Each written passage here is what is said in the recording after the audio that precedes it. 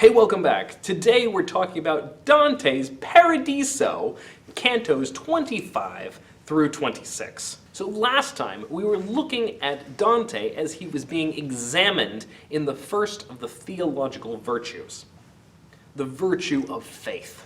Now we're going to have St. James and St. John who are going to examine him in hope and in love. And as we finished last time at the beginning of Canto 25, Dante is hopeful that he will ultimately be crowned back in his home baptistry of San Giovanni. Even though that's never going to happen, the hope still abides in his heart. Which leads us into this examination on hope. And as Peter and James are greeting each other, Beatrice ultimately says, "Illustrious being, in whose chronicle is written our celestial court's largesse, let hope, I pray, be sounded at this height. How often you personified that grace when Jesus gave his chosen three more light." So St. James is going to begin his examination of Dante, and he actually calls Dante to look up at him. Just a moment ago, Dante had looked down because they were just so bright and he couldn't take it in. But St. James says, "Lift up your head, look up, and do not fear, for all that rises from the mortal world must ripen in our rays from sphere to sphere." And so there's that sense that Dante, as he goes up from one sphere to the next, he's going to strengthen in his eyes. Don't worry, your eyesight will just get stronger. Keep that in mind.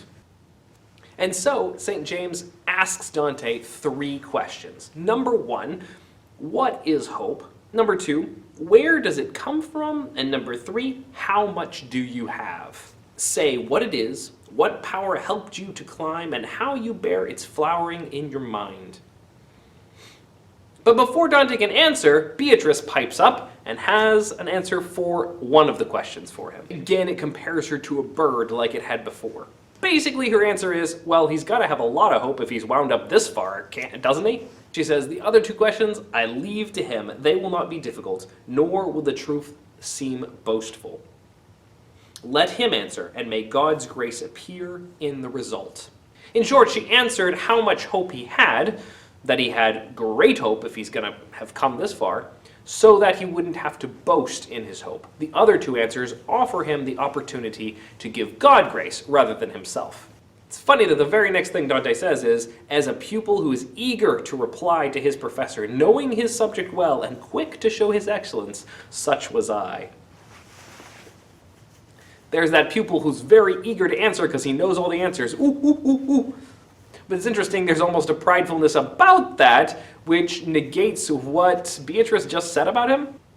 Although Beatrice said that the other answers would glorify God more than Dante. So maybe he's eager in his desire to express his understanding of hope to glorify God. And so Dante defines hope. "Hope," said I, "is the certain expectation of future glory. It is the blessed fruit of divine grace and the good a man has done. From many stars this light descends to me, but it was first distilled into my heart by the ultimate singer of ultimate majesty." That's David through the Psalms. And then he quotes Psalm 9, verse 11. And then he says, "And who can feel a faith as firm as mine is and not know it? The strength of my faith gives me more hope." He also says that the epistle of St. James was filled with hope that overflowed to others. And James is so moved by this that he asks a fourth question. "Love that still burns in me, I heard it breathe, for that grace that followed even to the palm, until I left the field for happy death, moves me to speak further. You know the true and lasting joy she brings. Gladden me, therefore, by telling me what hope holds forth to you."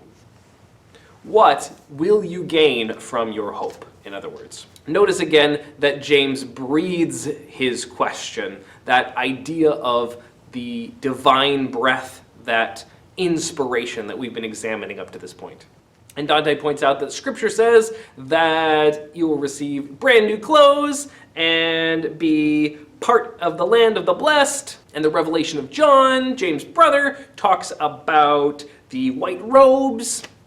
In other words, all this that Dante's been standing before, that big congregation he saw just a couple cantos ago. As soon as he speaks, all the church above him sing, "Let them hope in thee, O Lord." And the response rang back from all that sphere. There's that affirmation choir for Dante answering correctly. Yay! Dante passes test 2! And as Dante is finishing, and as the church above are cheering for him, down comes another light who again embraces James. And this is the Apostle John. And Beatrice again interprets and says, "This is he who lies upon the breast of our pelican. And this he is elected from off the cross to make the great behest." A reference to the pelican, which is a symbol for Christ because it gives up its lifeblood. And also a reference to John looking up at the cross and Jesus giving Mary over to John to care for. And Beatrice doesn't even look at Dante because she's so focused on the apostles before her. And Dante seeks for the answer to a particular popular question in his day, whether John ascended to heaven with his body. And Dante's trying to stare at the glow of John to see if he can see the body within the glow. And John says, "Don't try to blind yourself. My body is not here.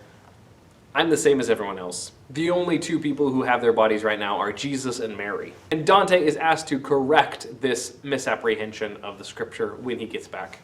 And as John finishes saying this, John and Peter and James, who've all been dancing together this whole time, stop and turn to Dante for his final test. And Dante in that moment turns to look at Beatrice, but he discovers something. He's gone blind. I thought James said he wouldn't go blind. I thought his eyes were supposed to get stronger the more he looked at the light. But Dante can't even see Beatrice now. And so begins Canto 26. Dante is stunned in having lost his sight, and he is confused and doesn't know what to do. But he hears John breathing at him. Again, the breath, the inspiration. And John says, "Until your eyes once more regain their sense of the light you lost in me, it will be well for discourse to provide a recompense." And let's go ahead and talk while you are regaining your eyesight, because it's time for your third test anyway. And he says, "By the way, Beatrice can cure you with her own eyes, so don't worry too much about your blindness. Like Aeneas, your eyes will get better in just a few minutes. But for now, let's go ahead and talk about love." Question 1. So John asks basically, where did your love come from? Where did you learn about it? And Dante, putting his faith in Beatrice's ability to cure his eyes, because after all, it was her and his vision of her first that led him to love in the first place. He says, basically, Scripture led me to love. And so he's asked to be more precise. What led you to search for it in the first place? What led you to draw your bow at this exalted target? What made you love? And so Dante is going to lay out his arguments for why he loves. First, from philosophy that guided him towards the right idea. And second, from scriptural authority, which backs up his understanding of love. And so he takes a walk through human reason and logic to talk about love first. I understand love in minor things that I love. And so we understand that lesser loves lead us to understand greater love more. Therefore, we can see that lesser love is reflecting greater love. And therefore, the higher our love, the greater it is. Full love should be for the highest good. He says this is also proven through Scripture, and he quotes Moses in Exodus 33:19, and he references Revelation. And Dante hears, that's right, love God the most. Check. Now on to the next question. And so the next question is, how strong is your love? Or more specifically, how many teeth does love have sunk into you?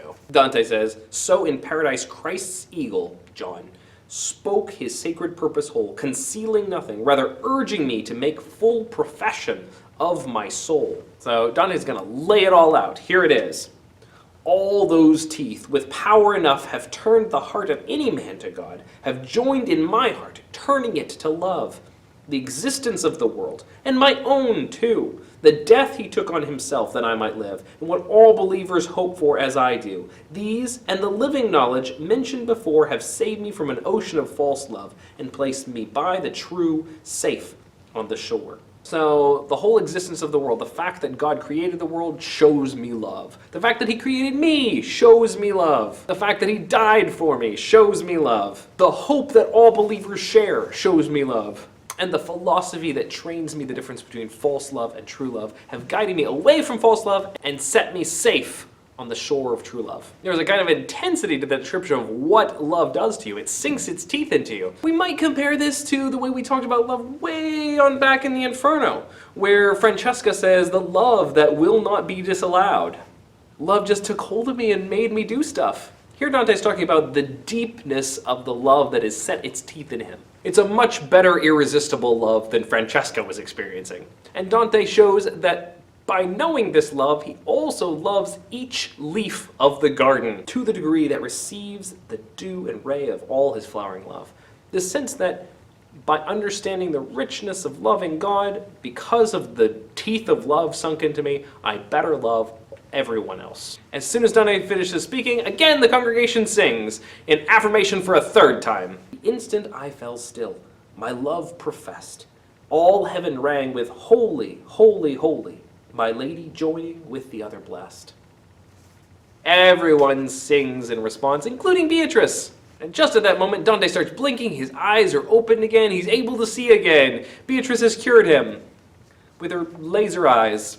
So from my eyes, my lady's eyes, whose ray was visible from 1,000 miles and more, drove every last impediment away. Lasik surgery.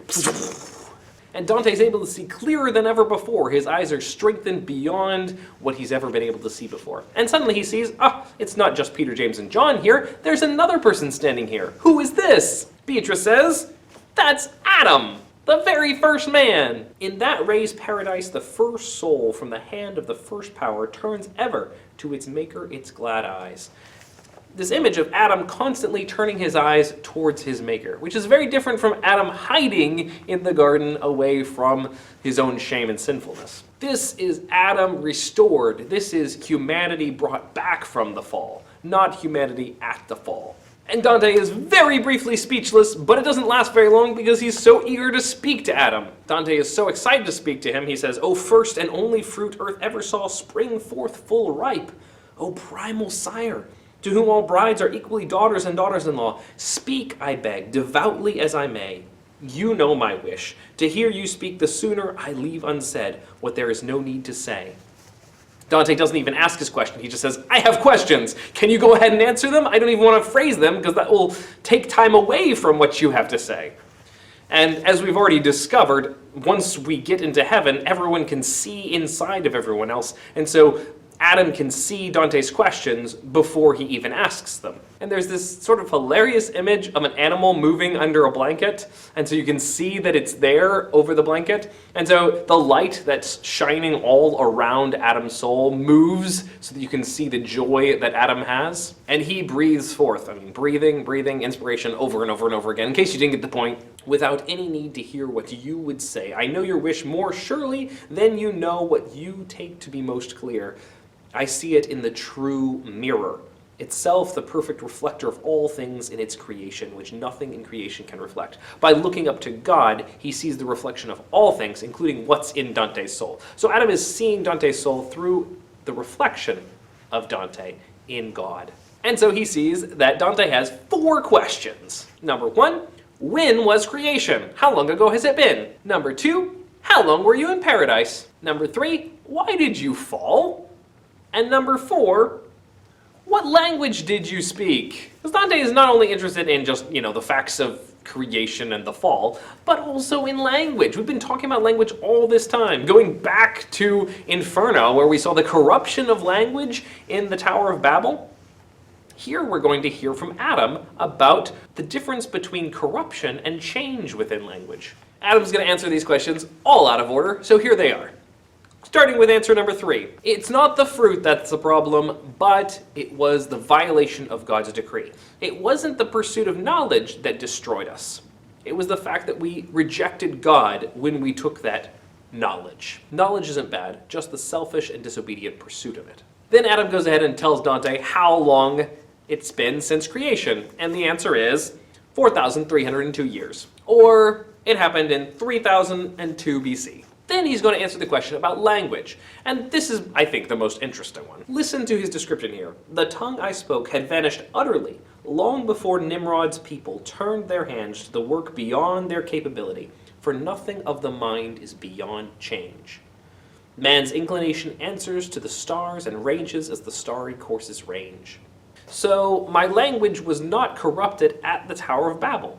Language changes. And it's interesting because Dante previously had written and thought that the Tower of Babel was the fall of language, the first corruption of language. But here he puts primacy on revelation rather than on reason. It must be so, says Adam, for the usage of mankind is like a leaf that falls from the branch to let another grow. Things change, and it's okay. Change isn't bad. Change isn't corruption. Change is just change. And finally, as the punchline, I guess, to this canto, Adam says, I was in the garden before I sinned for 6 hours. That's all. Humanity can't stay perfect long. And so we come to the end of Dante's test. We come to the end of our time in the fixed stars, and now we are going to ascend higher. I will see you next time when we pick back up in Canto 27.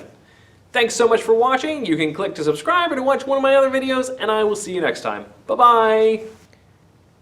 It's my Dante tie.